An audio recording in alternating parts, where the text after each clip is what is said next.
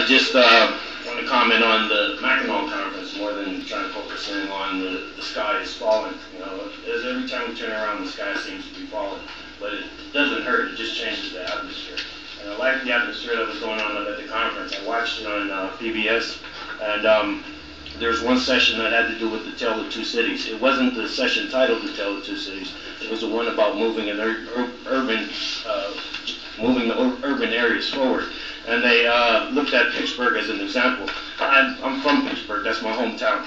And I watched it change. It was in the same state as Detroit, crime high, dilapidated city. And we would go back and visit, and we thank our parents for taking us out of that environment. But as time went by, we started growing and we seen a big change. That was part of why a while back I kept saying the Greater Detroit. Because one day the Pittsburgh leadership decided to call it Greater Pittsburgh. And after they called it Greater Pittsburgh, they began to go forward and make those changes. And I know that we have a big problem here with the region and how people think, well, if we call it Detroit the region, it's like the outsiders coming and take over. I hope that you would consider starting to put out that mantra, Greater Detroit, and take the lead. And Pittsburgh also, they began to make changes. It started with the churches and other nonprofit organizations and businesses. They picked up the slack where the city had failed in providing social services. They started setting their city up in sectors. And it's a big difference. You go up there and you see a difference. And I see the same thing happening in Detroit.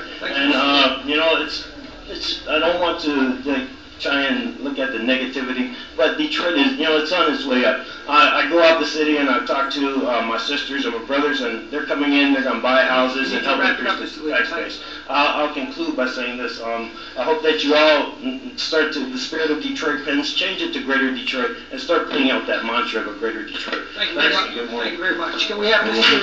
Lawrence Dilford?